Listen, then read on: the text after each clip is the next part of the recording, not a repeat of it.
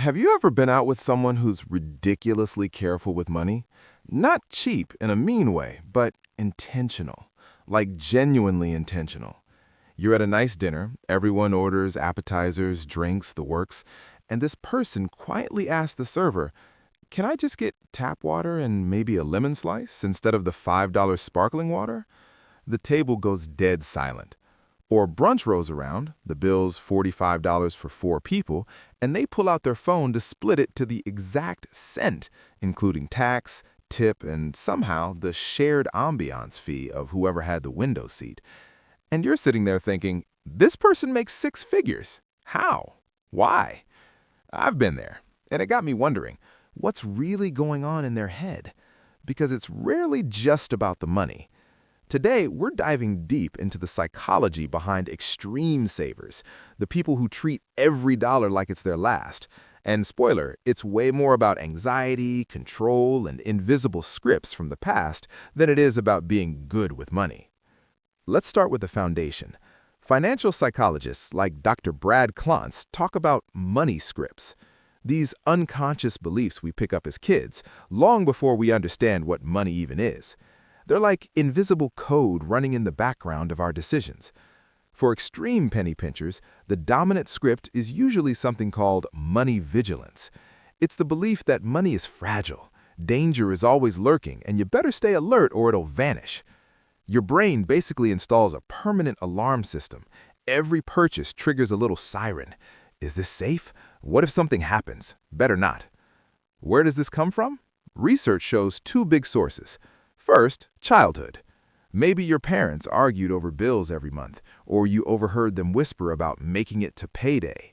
Even if you never went hungry, that stress gets wired in. Your nervous system learns money equals threat. So as an adult, even with a solid salary, spending feels dangerous. It's like emotional muscle memory. Second, personal trauma. A layoff, a bad investment, watching a family member go bankrupt. Your brain tags it, never again, and it overcorrects, hard. You start seeing every expense as a potential catastrophe. Here's the wild part. Some of the most vigilant savers grew up comfortable. Their parents were thrifty high earners who drilled in, save first, spend never. So they inherit the anxiety without the actual scarcity. It's like getting battle scars from a war you never fought.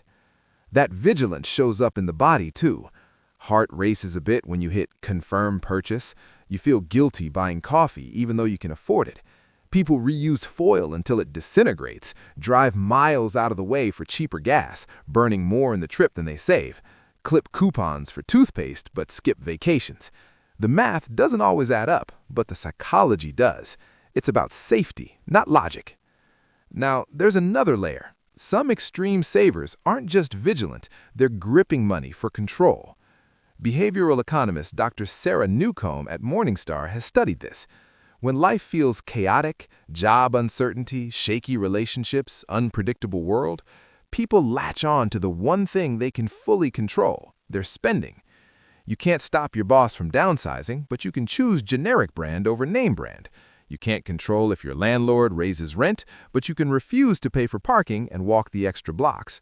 That tiny win gives a dopamine hit of power. At least here, I make the rules. So they get super selective. They'll balk at a $10 movie ticket but drop hundreds on a hobby that feels meaningful. It's not hypocrisy, it's targeted control. Misery in low emotion areas, freedom in high emotion ones. And get this, studies show there's actually a sweet spot. People who save consistently but mindfully, enjoying life without guilt, report higher security and happiness than the extremes. Moderate caution boosts mental health, but tip too far into obsession and you end up with a fat retirement account and a life that feels empty. You're eating instant noodles in the dark to save on electricity, even though the lights wouldn't bankrupt you. The craziest irony? Extreme saving and extreme spending are flip sides of the same coin. Both are anxiety management tools using money. The big spender buys stuff to fill emotional holes, retail therapy. The extreme saver builds a fortress of cash to block out imagined disasters. Same fear, different strategy. Social fallout is real too. That hyper-careful friend, they start declining invites because everything costs money. They look uncomfortable when the bill comes. People stop asking them out. Isolation creeps in. Loneliness spikes anxiety, so they grip money tighter. Vicious cycle. In relationships, it's brutal. Money fights top the list for couples. The vigilant partner sees spending as reckless danger. The other sees it as joyless control. Neither's wrong, they're just running different scripts on autopilot. Paradox. Many of these people have the money to be generous. A friend needs help, they want to help. But the anxiety is so intense they freeze. Then guilt piles on, another layer of mess. When does it cross from smart to problematic? When it damages relationships, steals joy, or makes daily life miserable. That's when financial therapy or counseling can help unpack those old scripts. Bottom line, extreme penny pinching is almost never about the dollars. It's about inherited fears, past wounds, craving control, dodging anxiety. Society praises thriftiness. Wow, so responsible. So people rarely question if it's healthy. But constant vigilance isn't peace, it's low-grade war. The goal isn't to blow money recklessly, it's balance. Save wisely, but let yourself live. Because security isn't just in the bank, it's in enjoying the life the money's supposed to support. If this hit home, if you're nodding, thinking that's me or that's my partner, that's a great sign. Awareness is the first step to rewriting the script. Drop a comment. Are you the calculator at brunch type, or do you know someone who is? What's one money habit you're rethinking after this? If you want more deep dives into the psychology of everyday life, smash that like, subscribe, and turn on notifications. The next one's coming soon, something equally mind-bending. And hey, if you're feeling generous today, no pressure, ironic given the topic, consider joining the channel membership or hitting super thanks. It keeps this kind of content coming. Thanks for watching. See you in the next one. Hey everyone, quick moment before we wrap up.